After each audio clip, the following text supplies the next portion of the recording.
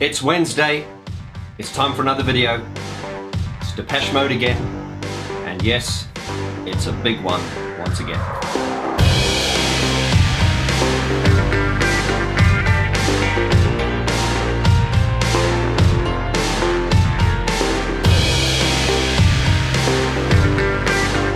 Hi guys, and welcome once again to Piano and Keyboard Artist, where we discuss the artists related to pianos, keyboards and synthesizers.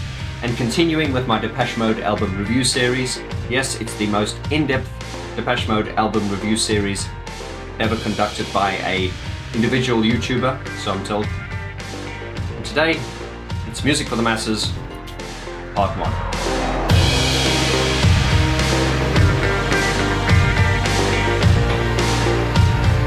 Music for the Masses was released on the 28th of September 1987 and was Depeche Mode's sixth studio album.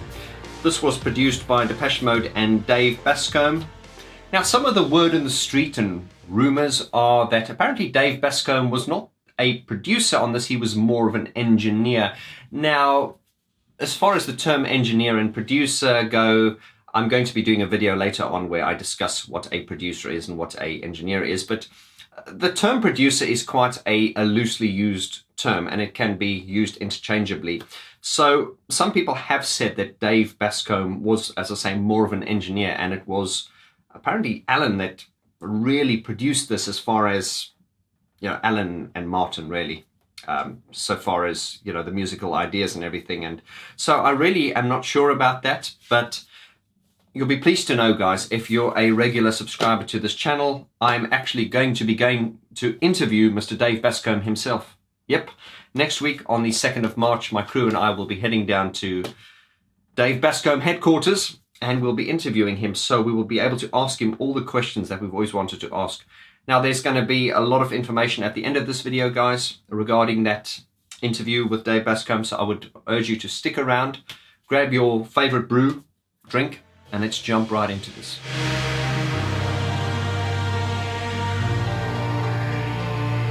Right, so Music for the Masses is a fan favorite. You know, many sort of hardcore Depeche Mode fans they have their favorites, but a hardcore Depeche Mode fan's favorite is usually Violator, Music for the Masses, or Songs of Faith and Devotion, or Black Celebration. And there are some that cite Some Great Reward as the best Depeche Mode album ever. But I really think from that period, from 84 up until the end of Songs of Faith and Devotion, to me personally was their sort of like epic golden period, dark period. But this really was the album that, if we look at Black Celebration, that was really sort of like the album that sort of started their sort of like really dark phase. This was the album that really sort of cemented their success, especially in America, you know, with the momentous Music for the Masses, tour for the Masses, you know, climaxing on the 101. Dun, dun, dun, dun, dun. But this was an epic album, and I don't know anyone who dislikes this album. As I say, fans usually have their preference as to which is the best Depeche Mode album. And on my Facebook group as well, you know, we get into some heated debates, but what I always find so fascinating about the Depeche Mode catalogue is how vast and varied it is. And you have to, I've said this before, you know, even though I'm sort of critical of their later work, Depeche Mode, I do give them 100% respect for the fact that they always, with every album, there's a conscious effort to make each album different to the previous one. You know, they don't repeat the formula. I mean, they always sound like Depeche Mode, of course, but they do always, you know, go out to make each album sonically and as different as possible to the previous one. So they're not repeating themselves, and I do give them great respect for that. But onto this Music for the Masses. Now, this is where the album reviews series just get really exciting and very long and drawn out, because we want to go into a lot of detail. Now, in this first episode, which is part 1, I'm going to talk about the sound, the overall sort of general sound of Music for the Masses, and then I want to discuss the vocals, you know, Dave and Martin's vocals on this. As I say, do stick around to the end of this video where I will be giving away information how you can win one of these 3 copies of Music for the Masses. Now, each of these copies will be signed by Mr. Dave Bascombe himself when I interview him, and one of you 3 one of you lucky 3 subscribers will win one of those. So at the end of the video, I'm going to be giving you the details on how you can take part in that competition. Okay, so let's just look at some of the general history of this album. Now, it was, as I say, produced by Dave Bascombe and Depeche Mode. And as I say, when I interview Dave Bascombe, I'd like to sort of ask him, you know, how much did he produce it, or was he more of an engineer? And of course, once again, bearing in mind that the term producer and engineer can sometimes be the same person, and those terms can be sometimes used interchangeably. But we'll address that when we interview him next week. Right, so this album was recorded in Gela-Metel, Paris, excuse my French, and mixed at Puck Studios in Denmark. It was produced by Depeche Mode and Dave Bascombe, and engineered by Dave Bascombe as well. It doesn't actually say who mixed this. I'd love to hear from you, and we'll ask Dave Bascombe. I'm sure the actual final mixdown, it was probably, I get the feeling it was probably Martin and Alan and Dave Bascombe who did the final mix. But yeah, produced by Depeche Mode and Dave Bascombe and engineered by Dave Bascombe. Now, I think Dave Bascombe did a fabulous job on this record. This was a time where all the pieces came together and everything was just almost like at the right place at the right time. But we're going to get into the sound of the record in a moment. Interestingly, the artwork on this was done by Martin Atkins. Now, if you've been following my Depeche Mode album review series, you will know that Brian Griffin did all the album's sleeves from Speak and Spell up to Black Celebration. And do watch the video of Black Celebration in the description below. Watch them all. And you will see on the last interview I had with Brian Griffin, Brian did talk about how the atmosphere became quite claustrophobic and a little bit dark and a little bit tense and edgy, because at the time of Black Celebration, it was almost like it wasn't fun anymore, because it had all become very serious, you know, because Depeche Mode were potentially now a huge international band, and you know, the stakes were a lot higher. So I think things were not as free-flowing, and I think things were very calculated and very thought out. And as Brian will explain on that Black Celebration artwork series in which I interviewed him, he will talk about how I think things turned a little bit sour. And, you know, obviously, I don't think it was anything sinister that Depeche Mode decided not to use Brian Griffin from this point onwards. But I think it was just them. Depeche Mode probably just wanted to try a new approach, because, you know, they'd used Brian Griffin for every single album cover, you know, from Speak and Spell up to Black Celebration. So they probably wanted to change it. And indeed, they probably wanted to change producers as well. That, you know, they'd used Daniel Miller from the beginning. And then for the 3 albums preceding this, they had used Gareth Jones. And, you know, Daniel Miller was always in the studio in some form or another. But I think, as hearsay or as legend has it, Daniel Miller does talk about how, you know, I think particularly at the end of Black Celebration, it became really claustrophobic, because let's remember, if we go back to Black Celebration, how they produced Black Celebration. They had this theory or this formula where they wanted to really live the album. And I think, what was it, a 3-month period where they would go into the studio each and every single day, and they sort of committed to a period of, they would be in the studio every single day from 10 in the morning until, you know, 8 o'clock at night or whatever it was, from the beginning right through to the end mix. And of course, you know, as human beings, put us in a claustrophobic environment where we're all together at the same time. We get under each other's feet and we get annoyed with each other. So I do think it was a little bit claustrophobic, and I think certainly by the end of the Black Celebration album, you know, I think Gareth Jones was kind of like, okay, I've had enough of this now. And but coming back to that formula of you know, intensely working 3 months in a row, I believe it was 3 months, you know, without a break every single day, I believe that a lot of that angst and that annoyance and intensity that you would naturally feel if you're surrounded by people like that all the time, I believe that all imprinted itself onto the Black Celebration album and gave it that real sort of claustrophobic sound. So that was probably, you know, Depeche Mode always deciding to consciously make every record different to the previous one. They probably thought, okay, now New approach. Let's not use Brian this time. Let's use Martin Atkins. And Martin Atkins was actually he was involved with actually the sleeve designs from the very beginning. And I believe there was a little bit of, I don't want to say friction between Brian Griffin and Martin Atkins. I don't believe that, but I don't want to speak on behalf of them. I don't want to start any blasphemous rumors.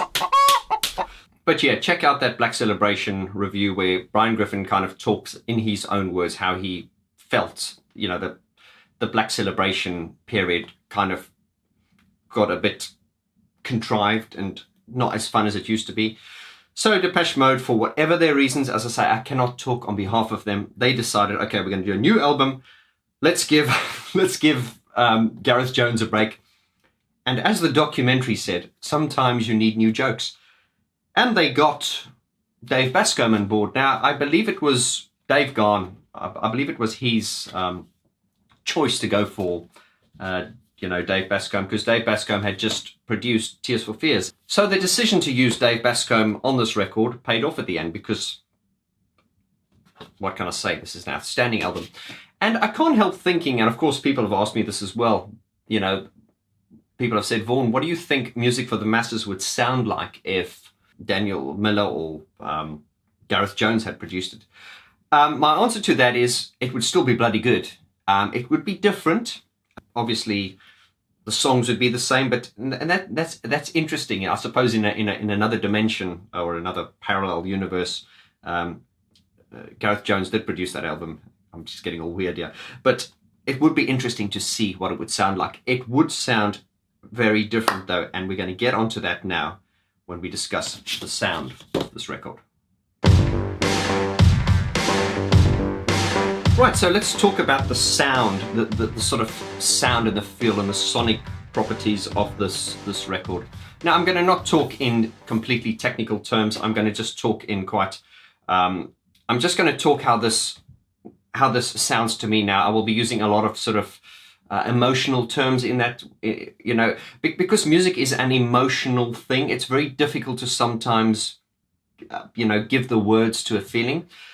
The sound of this record to me is epic. It's very filmic. It's very vast. It's very open. And also, if you were to, here's a little geeky experiment for you. If you were to take the 3 albums preceding this, Some Great Reward, Black Celebration, and Construction Time Again, take those records, put them listen to them on your system, and then put this one on afterwards at a similar volume. And what I've sort of noticed is I think if we take songs like People Are People, or songs like Stripped, you will notice if played at the same volume as this record, I'm getting completely geeky now, but just hear me out. The speaker cones seem to vibrate more on the Gareth Jones stuff. So stay with me here. This record has a more sort of like, it's almost like the dynamics are more controlled. Now, that's not in a technical term, but it's just if you listen to Never Let Me Down Again, the opening track, it's dum da dum dum da dum da. But if you listen to, let's go back to People Are People, it's like that. You almost get, you can almost feel the air behind it. It's like, it's very difficult for me to explain this, and I'm thinking, what am I putting myself into now by saying this? But this album just seems to have a more sort of flat sound, and flat not meaning bad. It just sounds more like filmic, epic, and it's like dun dun dun dun dun. Whereas I find I think the previous 3 albums, a lot of the songs are a little bit more punchy, a subject for a Geek Talk video. But in my sort of long-winded description that I've just given you now, I don't by any means mean that the 3 albums before this, the Gareth Jones albums, were any better than this or any worse than this. I think I do rate Gareth Jones, Dave Bascombe, and, Flood as my favorite Depeche Mode producers. And, I cannot choose because obviously they are different. If Flood had done this record, it would have been very different. It would have still been bloody good, but it would have been different. And it's fascinating to get into those discussions. But as I'm saying, is this does have a very open sort of epic sound. It's made up of lots of layers, and this record from the start has loads of melody. And I'm going to be doing a video a little bit later on called Depeche Mode, What Happened to the Melody, where I'm going to analyze songs like Shake the Disease, and I want to Shake the Disease, Never Let Me Down Again, and those sort of classical Depeche Mode songs. And I just want to sort of illustrate how the songs have sort of, especially in the last 3 albums, they're sort of like lacking in melody. Once again, these are all my personal opinions, but if we just sort of run through, as I say, we're not going to go into the songs in sort of individual detail. We will do that in a later series. But if we just take this as a whole, it is an incredibly melodic album with a lot of atmosphere. Take the opening track, Never Let Me Down Again.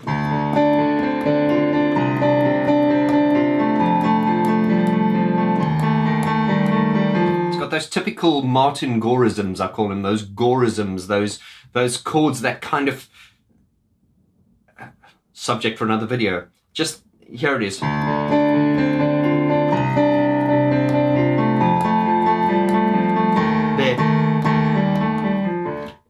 Martin always throws in a chord that is, almost sounds a bit off. But it's not off, because technically speaking, if you look at jazz, there is no such thing as a wrong note. There are only better notes that can be used. Another subject completely. But if we take, what was the next one? I heard it from my friends about the things you said.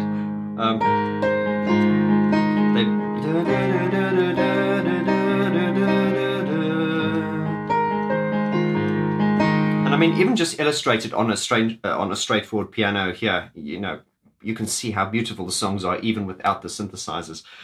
Melody. If I could just come back to Never Let Me Down Again, it's... And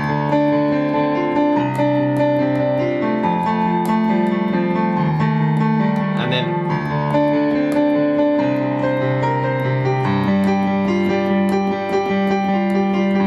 And then we get to the... We're flying high, we're watching the world pass us by. As I say, in a later series, I'm going to strip down these songs completely. This is just a sort of general overview, just to show you how much melody is in this. This is such a melodic album. I love it. Coming back to, I heard it from my friends about the things you said. It just breathes. I heard it from my friends about the things you said. And when we get to the...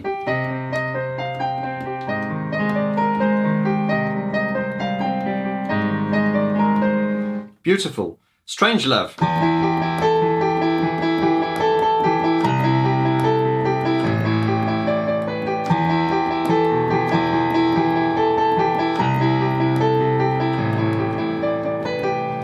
The creepy and eerie and haunting Little 15.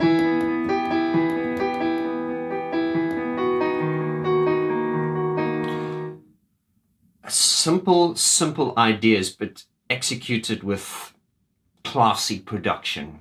Man, what an album. Behind the Wheel.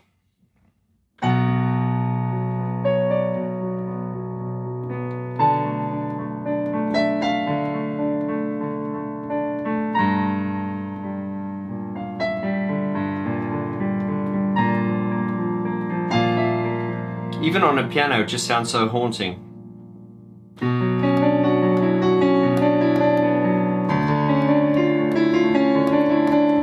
As I say, I can get carried away, absolutely carried away, but we will go into we will break down the albums in detail on a later series.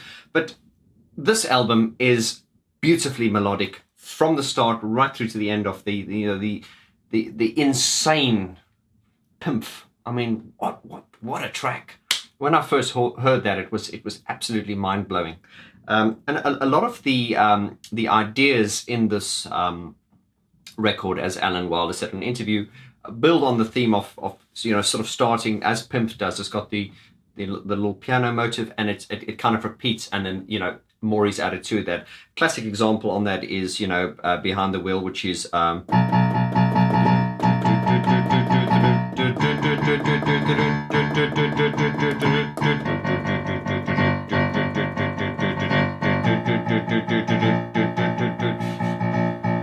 just that all the way through, and then more and more is added to it. And that track, Behind the Wheel, did have a really sort of claustrophobic sound, and what made it really sort of claustrophobic was the interesting idea of not to use cymbals. If you think of it, it's just kick, snare, kick, snare. There's no sort of like that kind of thing. But yeah, that is a subject that we're going to get into when we when we break down the songs in excruciating detail. So the sound of this record, as I say, it's very epic, it's very open, it's very atmospheric, it's very powerful. You can throw in your own words, but as I say, it does have a very different sonic quality to the previous albums, and indeed the next one, which was Violator. Of course it would. And interestingly enough, as we say, Dave Bascombe did this album, and it was interesting how they decided not to use him after that. Now, once again, I cannot comment on that. It was probably nothing sinister, but I cannot imagine Violator without being produced by Flood. I mean, I'm sure Bascombe or Jones would have done, an amazing job, but anyway, let's not go there, shall we? It was actually interesting how Dave Bascombe was only used for one record, but of course, whatever their reasons, that was their reasons, and I don't believe it was anything sinister, as history has it. And in hindsight, I think Depeche Mode have just always been at the right place at the right time, and have been very instinctive and sort of really always made the right decisions.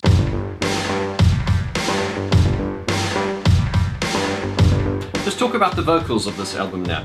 Now, this is the point where I think Dave had really sort of found his sound, and Dave Gahan, subject for another video, his voice has changed a lot. If you listen to it, obviously from Speak and Spell up until where he is now, he's really almost like more of a rock singer now, and it is interesting. But this period to me was the real sort of like round sounding Dave Gahan, the sort of like baritone, round, so it's a round sound. And once again, these are my ways of explaining them.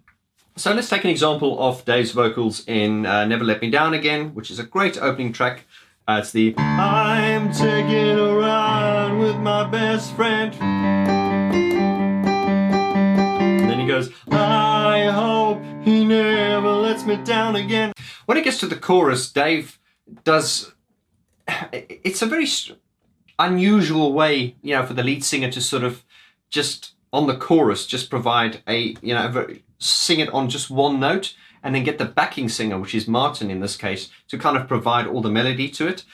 So if we look at when we get to the we're flying high, we're watching the world pass us by, Dave would go the we're flying high, we're watching the world pass us by.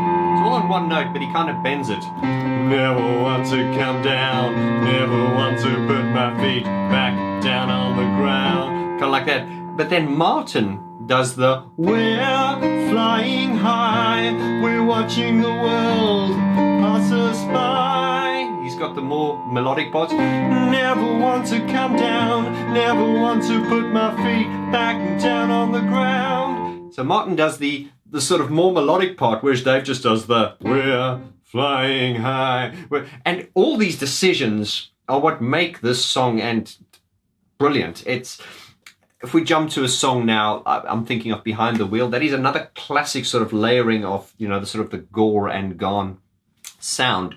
If we take, it's the My Little Girl, drive anywhere, do what you want. It's very direct. I don't care tonight.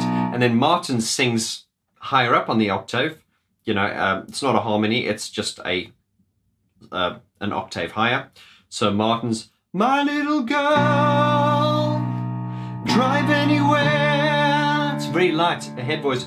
Do what you want. And he kind of vibrates it like that. I don't care tonight, I'm in the hands of fate.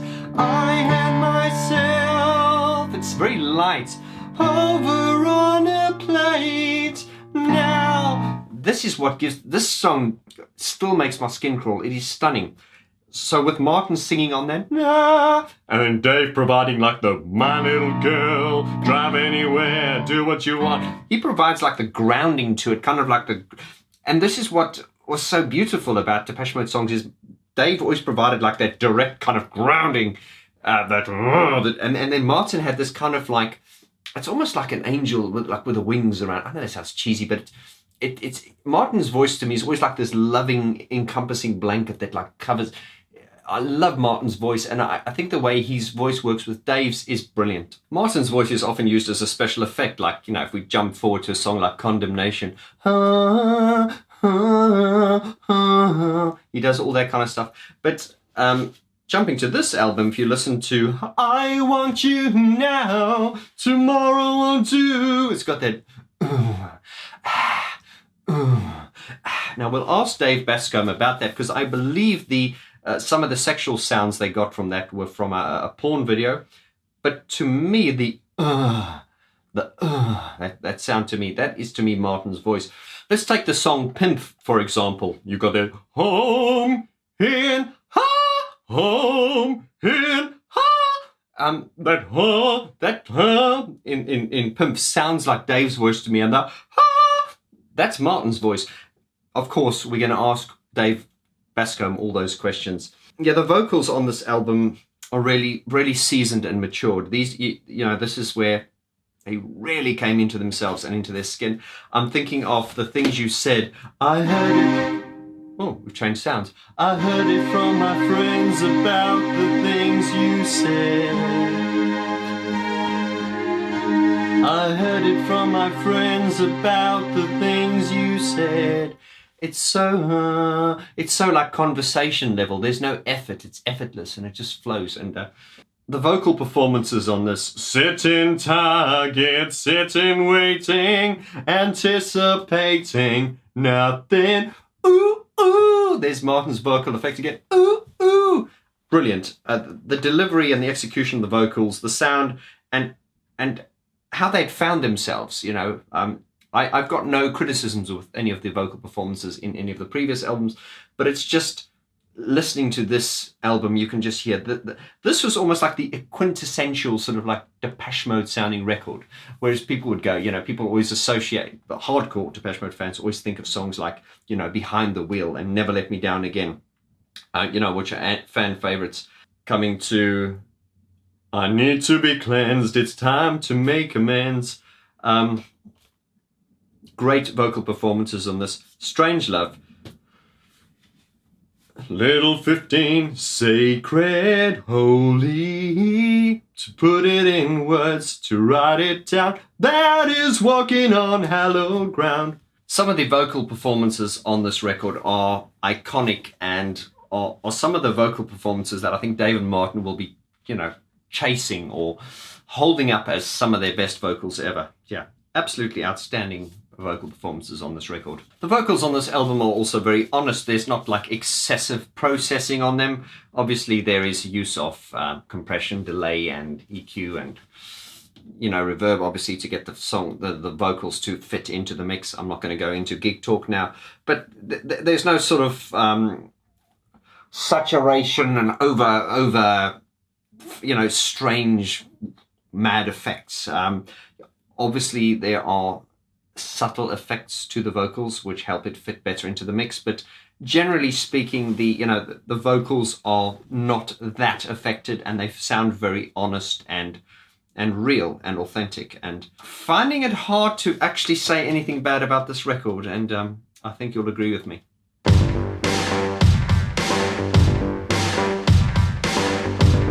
Right guys, and that concludes part one, which is probably a lot longer than I wanted it to be. But you guys don't mind. We love Depeche Mode, don't we? Right, let's do some housekeeping here. So, I am off to see Mr. Dave Bascombe next week, and we are going to ask him all the questions we've always wanted to ask him about Depeche Mode. Now, I'd like you to leave in the comments below any questions you would like me to ask Dave Bascombe. Now, I'm sure I'm going to get tons of comments, but any questions that you would... What questions have you always wanted to ask Dave Bascombe about the record? Now, I'm going to try and ask Dave as many questions as I possibly can. Obviously, some of you have asked me already, can you ask him about Tears for Fears? Now, guys, hopefully later, because I'm going to be doing a Tears for Fears series later. Now, I probably will inadvertently mention Tears for Fears. It'll be hard not to when I'm interviewing Dave, but we cannot go off on a Tears for Fears tangent because there is so much that we can just focus on this album. So really, any questions you would like me to ask Dave Bascombe, put them in the comments below, but questions about this record, because that's really what this interview is all about. And as I say, if he wants to see us at a later stage, I hope he will. We can talk about other things. Having said that, the BBC have just released a documentary. I've not seen it yet, which is all about, Tears for Fears. And I believe that Dave Bascombe was in that. Now, I believe that there, as I said, there is information out there about Dave Bascombe, but not enough to satisfy my needs or your needs as a Depeche Mode fan. And that is why I'm doing this interview, is because there's a lot of information out on, the history of Gareth Jones and his time in Hansa and Depeche Mode, but there is not much about, the making of this record. And that is what I want to fulfill, that the need for that information that there is out there. So any questions you want me to ask Dave Bascombe about this record or Depeche Mode in general, just leave those in the description below. Now also, guys, as you can see, I've got 3 vinyl records here that arrived with me yesterday. Now these are, they're brand new. I'm going to get Dave Bascombe to autograph these with his signature. And then 3 of you will win one of these records. Now, in order to take part in that competition, there is a link below. Click on that link, all the information is there. Now, in order to take part in that competition, guys, all I ask is that you pledge £1 towards this campaign, because I am starting to ask for funding now for these projects, because as you can understand, going out on the road with me and my crew, it costs money, and this is one way you can help me support this channel and help me ensure that it continues. So all I ask is that you pledge £1. Pledge as much as you like, but at least £1, and anyone who pledges £1 or more, your name will be entered into the draw, and you will be eligible to win one of these Music for the Masses albums, which will be signed by Dave Bascombe. Also, if you'll just forgive the self-promotion, as I say, I have to do it just to fund my project, my channel. I've just released my first single in a long time, which is my Vorti project, and the single My Angel is now available. Links below, so please check that out and let me know what you think. And my Patreon page is up and running now finally, and I would like to thank those of you who have joined, and especially to those of you who joined before it was even launched. I'm so grateful to you. And guys, whether you choose to pledge or not, the fact that you're here watching these videos, I'm so grateful to you. Without you guys, I would not exist, so I'm very grateful to you. So guys, that's your homework. Leave your comments below. What questions would you like me to ask Dave Bascombe about this? And any other things you'd like me to elaborate on the future videos about this Music for the Masses album review? Because as I say, I wanted this video to be 20 minutes long, but it's very difficult for me to cap these videos because I get into flow and I can't stop myself. And it's very difficult to cap them because I think when I'm in flow, I need that information to get out, and I think you guys appreciate that. Guys, once again, thanking you so much. Comments below, join the Vaughan George Facebook group. All the links are in the information below in the description, and I would like to thank you, and I will see you at the Dave Bascombe interview and on the next video. You take care now.